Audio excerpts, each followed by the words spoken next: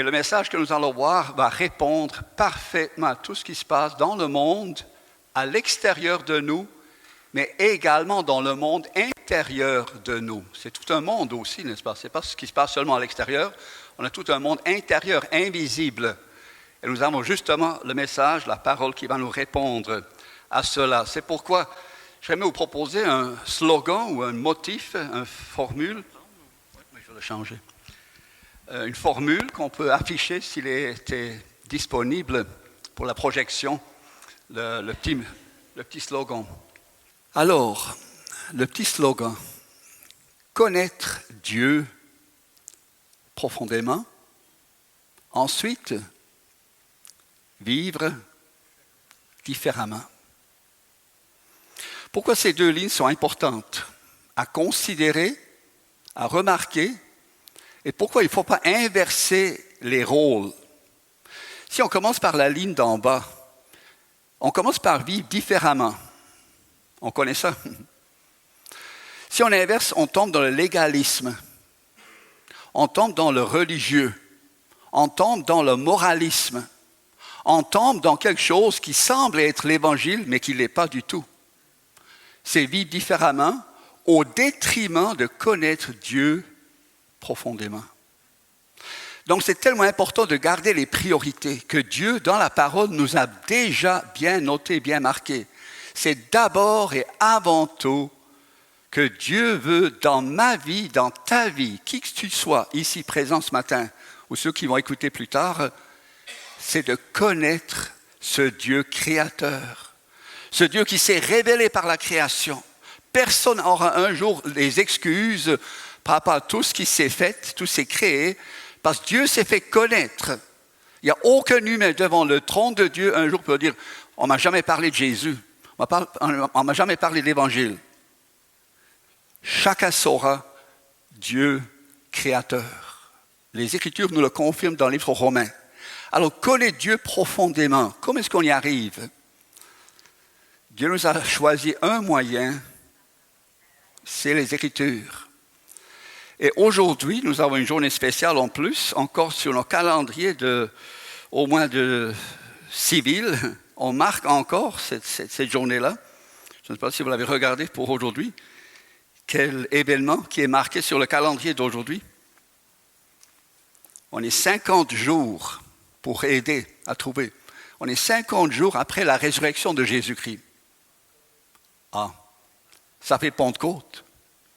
Alors le sujet, on va poursuivre. Nous sommes rendus dans l'Épître aux Galates et nous arrivons à la dernière suite, la 12e selon mes calculs. Et le titre de ce message d'aujourd'hui, ça sera « L'Évangile de la croix et la Pentecôte ». Ça fait quoi?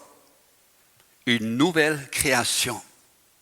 Donc l'Évangile de la croix et la Pentecôte sont harmonisés, sont confirmants, sont vraiment des éléments essentiels pour notre parcours, notre santé spirituelle personnelle, aussi pour la santé de l'Église, de reconnaître ces deux grands jalons, la croix et le message surtout de la croix et la Pentecôte. Alors, d'abord la croix. Et je suis tellement reconnaissant pour le tableau, la décoration. Merci pour tous ceux qui font l'intégration. Peut-être que vous ne l'avez pas remarqué, mais moi j'ai beaucoup aimé cette affiche-là qui dit « Il est ressuscité ». Puis merci pour les chanteurs qui nous ont rappelé la résurrection de Jésus. Ça ne suffit pas juste d'avoir une notion historique que Jésus est ressuscité. Ça prend plus que ça. C'est quoi la suite? Il m'a ressuscité. Donc, il y a un parcours à faire spirituellement et à réaliser. Et c'est pourquoi je vous invite à tourner ensemble. On va aller dans l'Épître aux Galates, le dernier chapitre 6. Et ça fait déjà un bout de temps qu'on en a parlé. C'est pourquoi je me propose de relire à partir du premier... Non, je veux lire à partir du verset 11 d'abord. Galates 6, verset 11.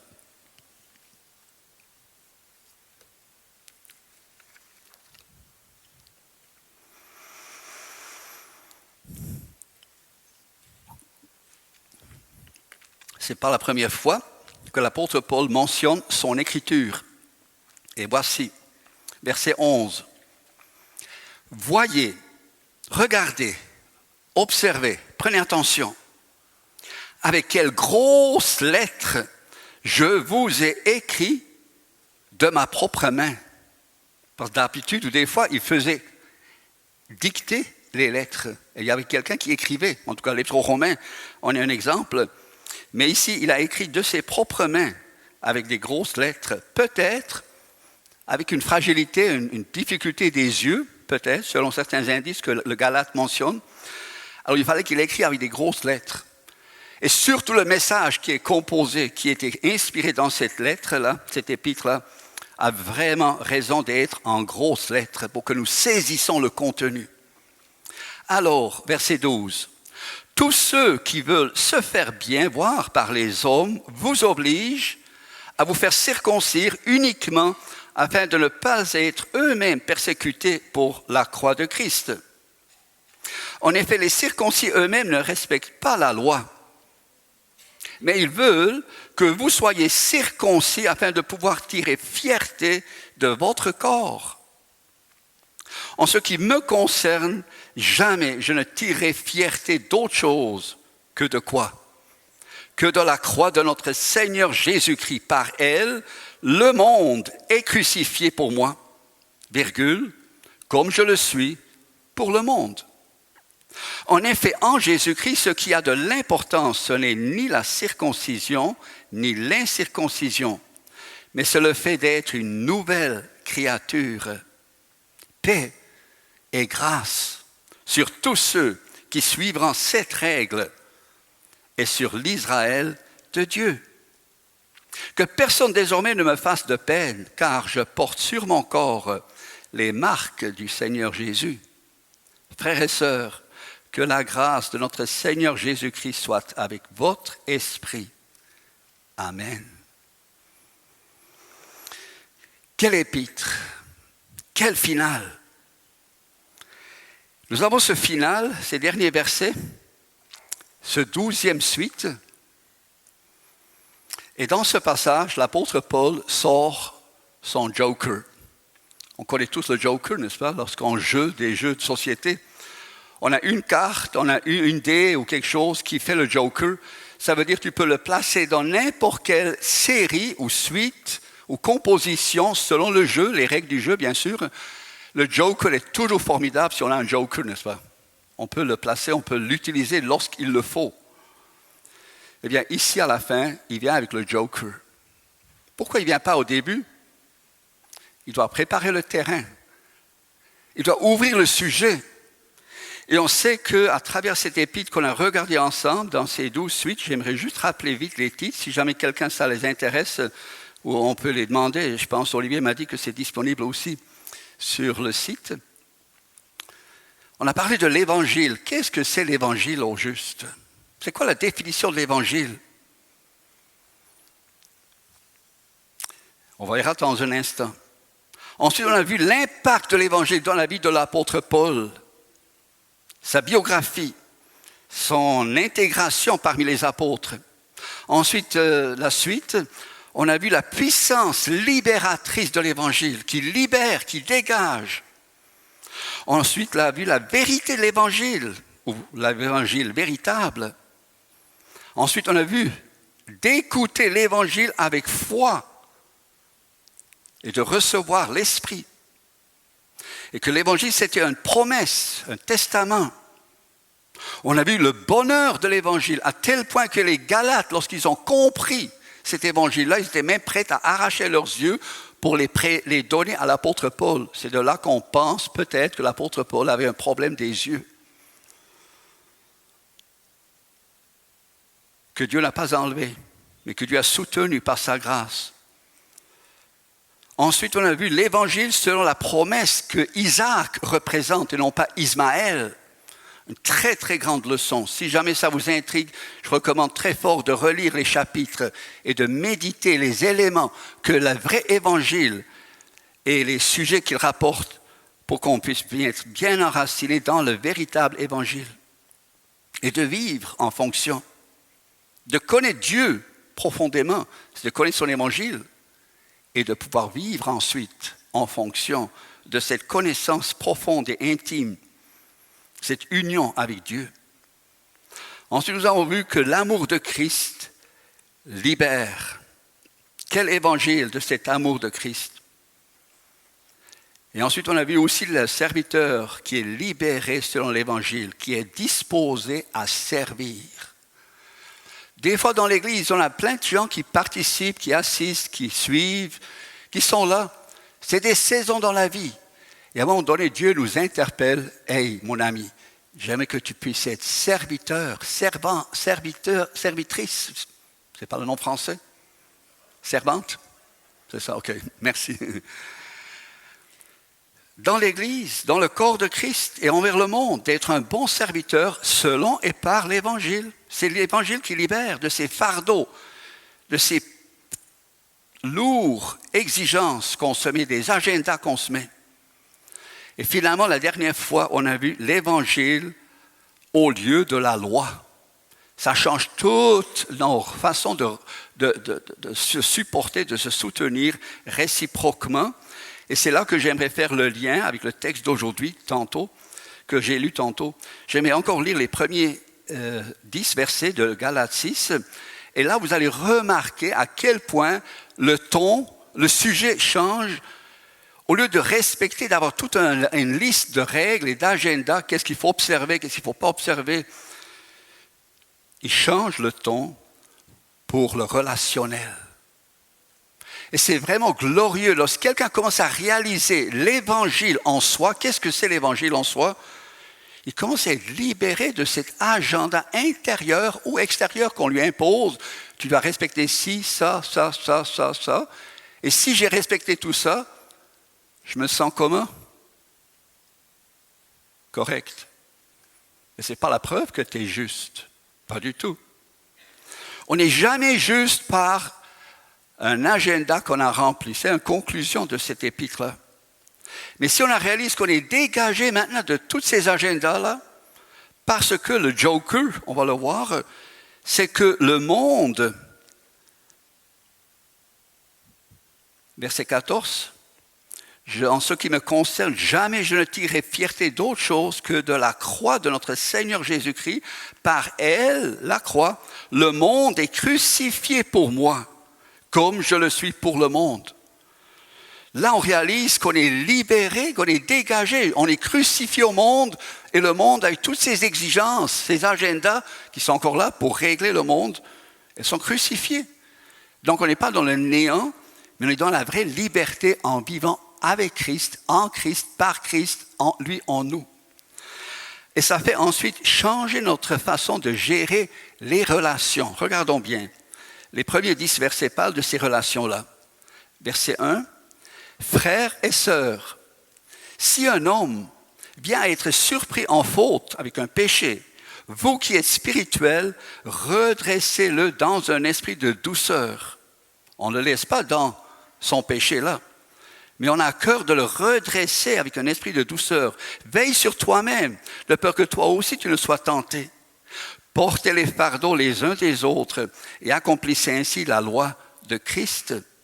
Là, il parle d'une loi, mais de la loi de Christ, qui est une nouvelle création, qui est une nouvelle installation, qui est une nouvelle loi, par l'Esprit Saint, comme on verra encore. Si quelqu'un pense être quelque chose, en pensant, j'ai accompli plein d'agendas, je suis à la coche, je suis correct, je suis bon pour aller au ciel.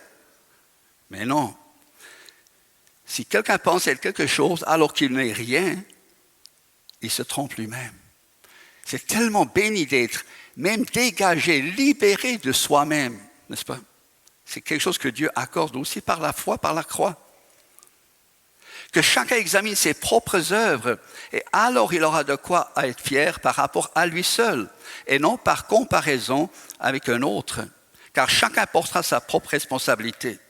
Et encore verset 6, que celui à qui l'on enseigne la parole donne une part de tous ses biens à celui qui l'enseigne. Ne vous y trompez pas, on ne se moque pas de Dieu. Ce qu'un homme aura semé, il le récoltera aussi. Celui qui sème pour satisfaire sa nature propre récoltera d'elle la ruine. Mais celui qui sème pour l'esprit récoltera de l'esprit la vie éternelle. Ne négligeons pas de faire le bien, car nous moissonnerons au moment convenable si nous ne nous relâchons pas. Ainsi donc, pendant que nous en avons l'occasion, pratiquons le bien envers tous et en particulier envers nos proches dans la foi. Donc tout ce paragraphe se résume avec des encouragements, des enseignements en étant libérés. Vers quoi se tourner? Vers les autres. De enlever des fardeaux qu'on porte. Et il y en a des fardeaux qu'on porte. C'est vrai, tonton Miguel a parlé, le visage peut sourire, ou elle a prié, mais le cœur est très triste, très accablé. Donc j'ai besoin d'un outil universel, global, mais qui frappe en plein milieu de toutes ces problématiques-là pour venir vraiment résoudre tous ces problèmes d'esclavage, de fardeau, et même de ceux, parce qu'ici il parle de celui qui sème pour satisfaire sa nature propre, récoltera d'elle la ruine. Eh bien, si on n'est pas né nouveau, on ne peut pas faire autrement que de vivre selon la nature humaine et de satisfaire sa nature propre et de récolter la ruine. Dieu ne veut pas que quelqu'un se perde. Il veut que tout le monde soit sauvé, il veut que tout le monde puisse réaliser, par la grâce de Dieu, il veut appeler tout le monde, mais pas tout le monde répond. Et pas tout le monde. C'est merveilleux de savoir que Dieu a une prédestination, une élection aussi. Mais c'est des choses qu'on réalise seulement plus tard, pas au début de notre vie chrétienne. Alors, mais celui qui sème pour l'esprit récoltera de l'esprit la vie éternelle. Donc, dans ce jour glorieux, où nous sommes rappelés Pentecôte, où l'Esprit Saint a été donné, on a une nouvelle création qui a débuté. Et pour débuter la nouvelle création, il fallait d'abord éliminer, anéantir, crucifier l'ancienne création avec tout ce que ça composait, tout. Et c'est pourquoi le Joker, le monde, par la croix de Christ, le monde est crucifié pour moi.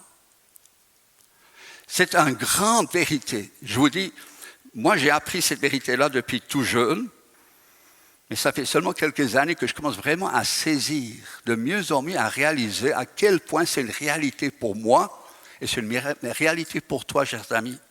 Que le monde dans lequel nous vivons, comme nous avons entendu, tout ce que le monde nous propose et tout ce que la société commence à développer et des autorités publiques commencent à nous imposer ou à nous enseigner parfois, quel privilège que nous avons, la croix de Jésus-Christ. C'est une folie, les amis. C'est une folie pour ce monde. Et c'est un scandale pour ceux qui sont religieux, les Juifs, entre autres. Pourquoi? Parce que la croix de Christ met en évidence que toute cette création, si le Créateur lui-même a été crucifié, moi j'ai toujours pensé que Jésus a été crucifié juste par rapport à mes péchés. Et j'en ai fait. J'en ai honte. Et j'ai été souillé. Et Jésus est venu et pris ma place à la croix, à ta place, chers amis. Mais c'est beaucoup plus encore. Le message de la croix est beaucoup plus libératrice, c'est beaucoup plus grande et beaucoup plus puissante encore. Ce message de la croix, c'est que le monde, et dans le grec c'est le cosmos, présentement en train de véhiculer jusqu'à la planète Mars. L'autre jour, j'ai lu qu'ils veulent installer une antenne G3, je crois, une antenne cellulaire sur la Lune, qui va là-haut. L'univers au complet, le cosmos, a été crucifié par Jésus-Christ. Donc tout ce que ce monde encore va proposer, va faire comme orgueil, comme exploit, comme moyen de se sauver de cette planète qui est en train de périr, il y a un seul message, universel, présentement méprisé, le public ne le reconnaît pas, mais nous qui avons reconnu cette vérité-là, c'est toute une bénédiction. de réaliser que le monde entier, l'univers, le cosmos, est crucifié pour toi, pour moi. Mais c'est seulement une moitié de la vérité. Comme je le suis aussi pour le monde. Et ça, c'est extraordinaire, que nous-mêmes, Jésus est venu nous chercher dans notre pire condition. Dernièrement, j'ai dû penser au train. Si on veut embarquer dans un train, on sait très bien où est-ce qu'il faut embarquer. En plein milieu du trajet.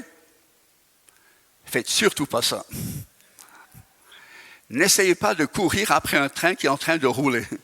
Il y a plein de gens qui essaient de se sauver ou de prendre le train qu'ils ont manqué. On va courir après puis de sauter encore sur le train.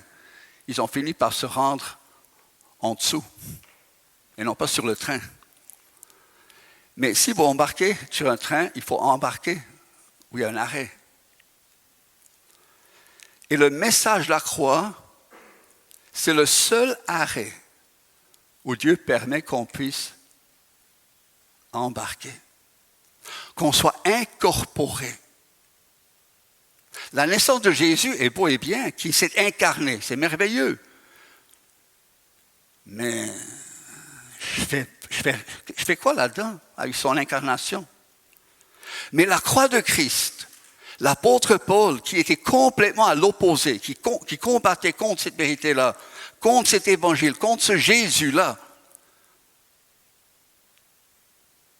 il est bel et bien notre seule porte d'entrée pour être sauvé, pour être libéré, pour être racheté.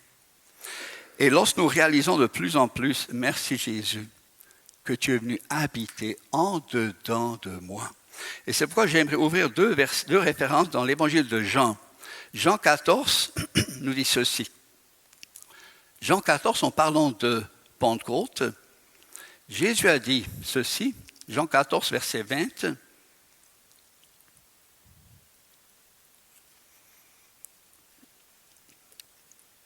Ce jour-là, vous saurez que je suis en mon Père, que vous êtes en moi et moi en vous. De quel jour parle-t-il? De Pentecôte. De ces glorieux moments où le Saint-Esprit est venu pour expliquer, pour ouvrir l'intelligence, pour révéler cette vérité-là, en ce jour-là, vous saurez que je suis en mon Père, il parle de Jésus, de lui-même, que vous êtes en moi et moi en vous. Et j'aimais simplement ajouter dans le chapitre 16 deux autres versets où il parle du Saint-Esprit.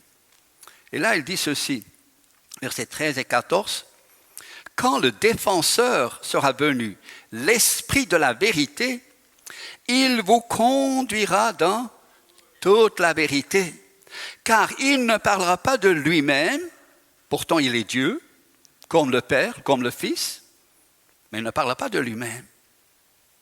Parce que l'Esprit, son attitude, son essence, c'est quoi? Sa mission, c'est quoi? Son bonheur, son honneur, c'est quoi?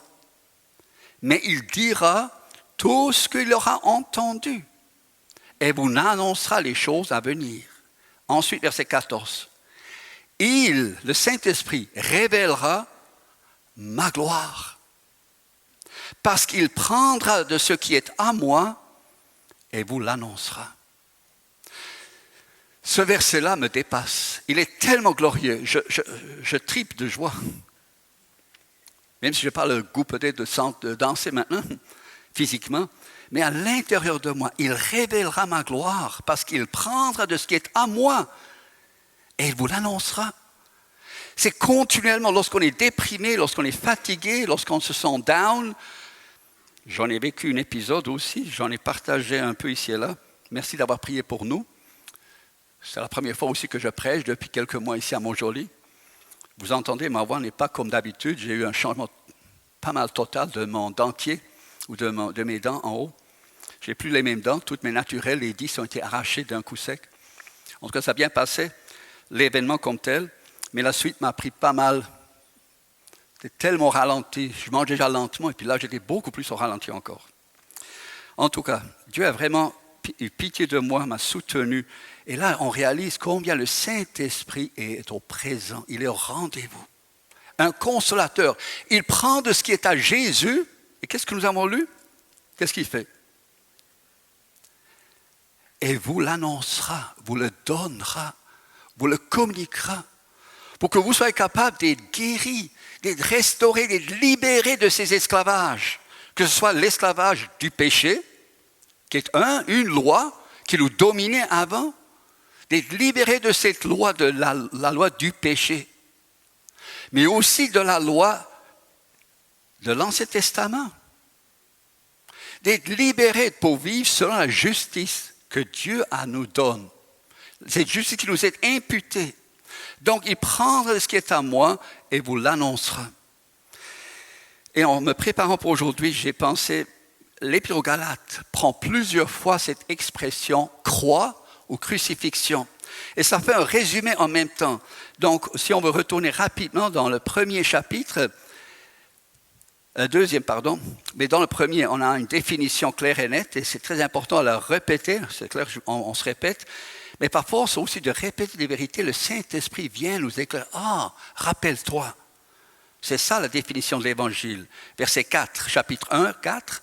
Il s'est donné lui-même à notre place pour nous, pour nos péchés, afin de nous arracher à l'actuel monde mauvais, conforme à la volonté de notre Dieu et Père, à qui soit la gloire au siècle des siècles. Amen. Ces deux vérités sont un résumé très concis de tout l'Évangile. Jésus s'est donné lui-même pour nos péchés. À ta place, passé, présent, futur. Jésus s'est donné lui-même pour nos péchés. Mais ça ne s'arrête pas là.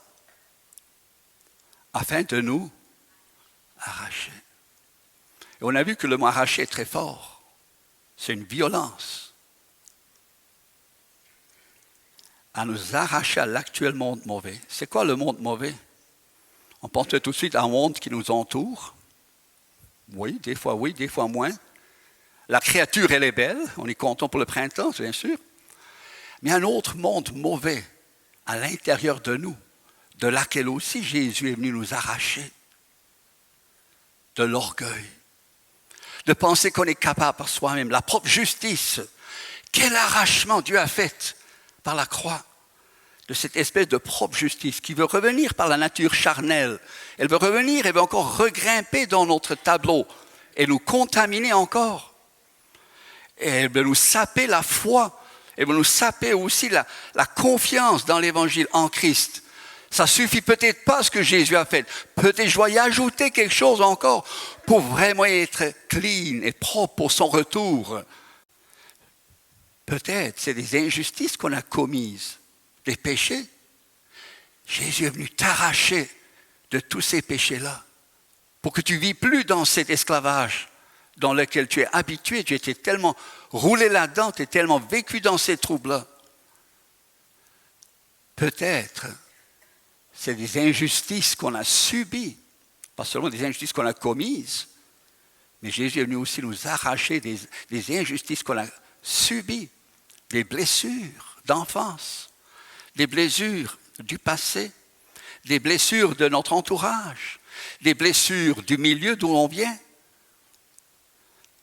Combien de chrétiens sont souffrants par rapport à ces deux domaines du passé. Ils sont en train de mijoter, de mâcher comme moi. J'ai mâché pendant des années une gomme, pas une gomme physique, vous comprenez bien, mais une gomme intérieure. J'ai remâché. Elle avait plus de saveur, la gomme. Elle sentait de plus en plus mauvais, cette gomme-là. Jusqu'à ce que j'ai appris à mettre autre chose dans la bouche, de cracher cette mauvaise gomme, de lâcher cette mauvaise gomme et de réaliser que l'Évangile est venu nous arracher, Jésus-Christ nous arracher de cette mauvaise gomme qu'on est en train de mâcher, remâcher, de repasser, reméditer. Quand est-ce qu'on veut finir avec cette ancienne histoire? Chers amis, est-ce que vous voulez continuer dans votre ancien train-train? Est-ce que vous voulez continuer dans votre ancienne déprime avec la lutte contre le péché ou avec la lutte et les souffrances vécues? Eh bien, Jésus s'est donné lui-même toutes les blessures qu'il a subies afin de nous arracher à l'actuel monde mauvais.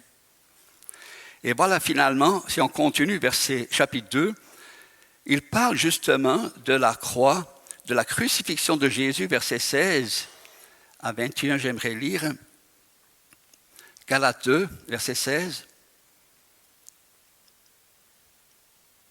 Cependant, nous savons que ce n'est pas sur la base des œuvres de la loi que l'homme est déclaré juste, mais au moyen de la foi en Jésus-Christ. Ainsi, nous aussi, nous avons cru en Jésus-Christ afin d'être déclarés justes sur la base de la foi en Christ et non des œuvres de la loi, puisque personne ne sera considéré comme juste sur la base des œuvres de la loi. Mais si en cherchant à être déclarés justes en Christ, nous avons été trouvés pécheurs nous aussi, cela signifie-t-il que Christ serait un serviteur du péché? Certainement pas. Au fond, là, il fait une allusion aux antinomiens. Dans l'Église, on a toujours les deux tendances. À l'intérieur de nous, nous avons aussi les deux tendances qui veulent déformer l'Évangile. C'est soit la tendance légaliste, c'est soit la tendance antinomien. Qu'est-ce que ça veut dire? Antinomien.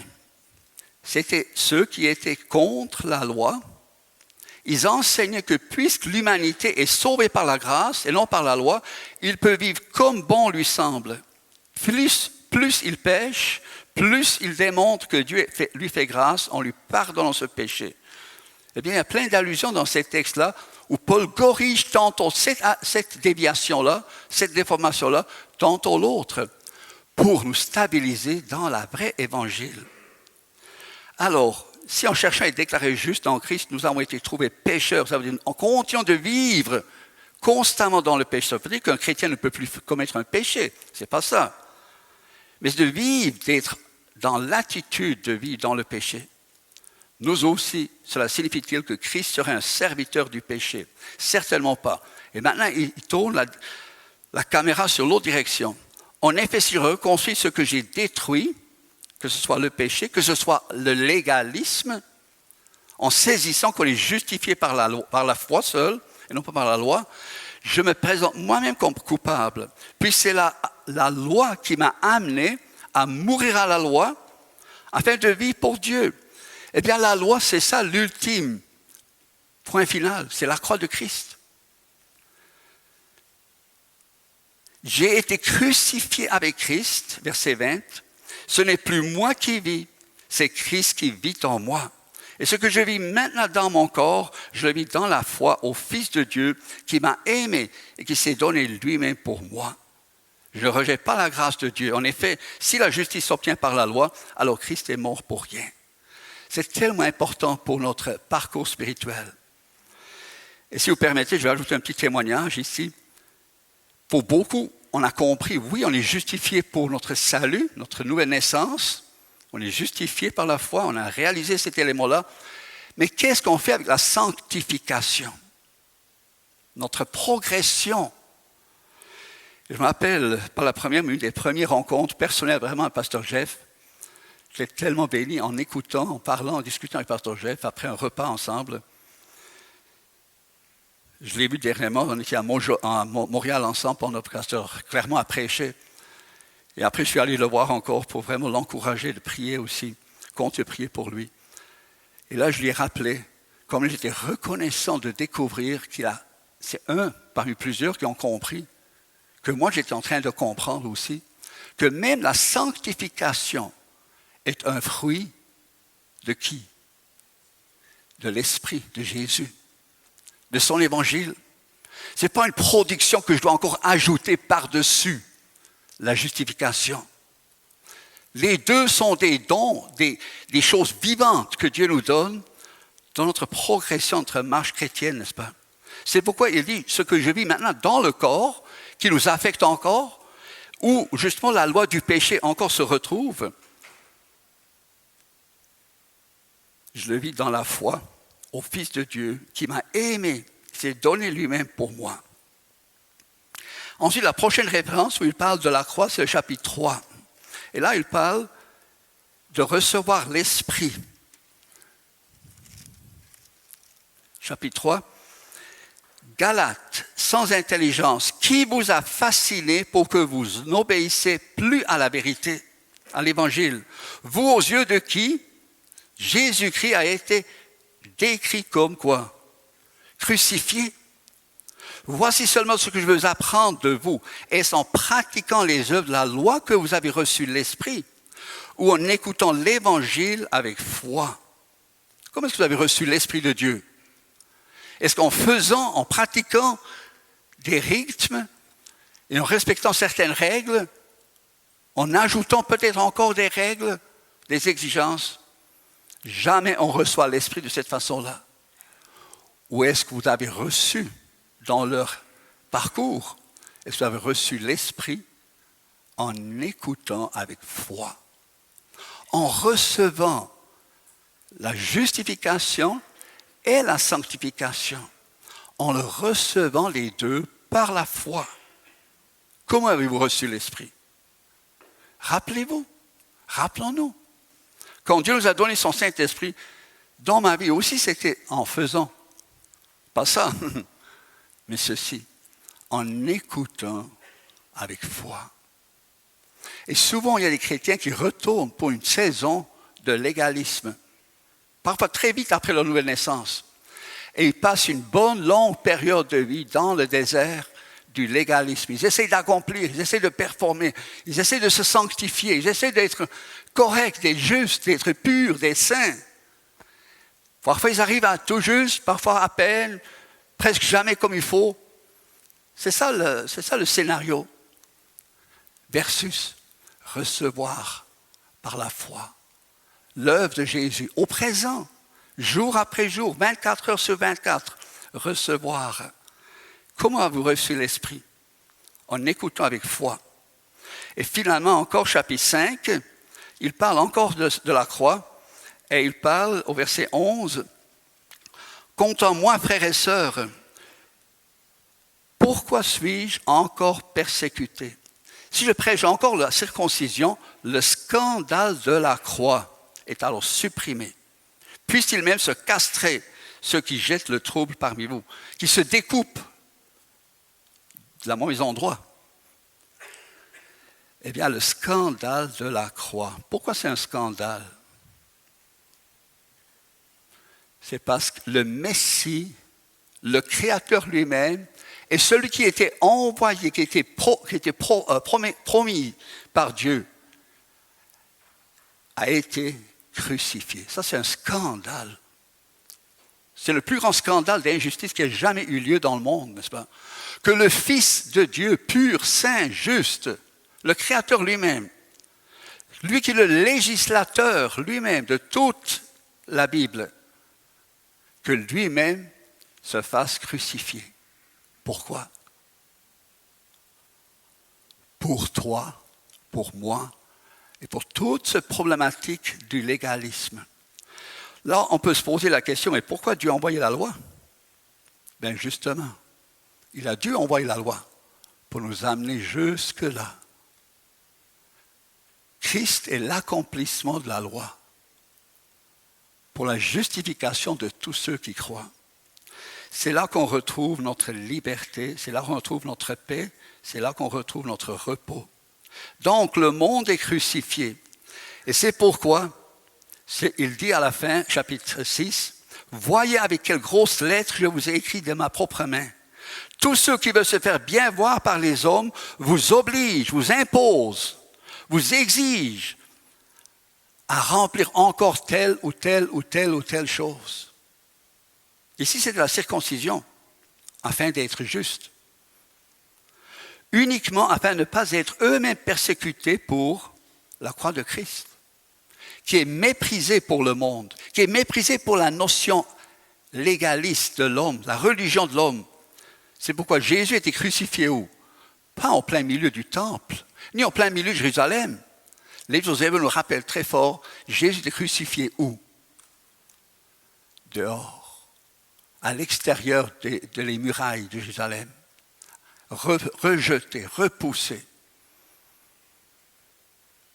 C'est là que Jésus, le vrai Jésus, a fini sa vie pour que nous aussi nous soyons libérés du camp religieux légaliste qui se perpétue encore à l'intérieur des murailles de Jérusalem.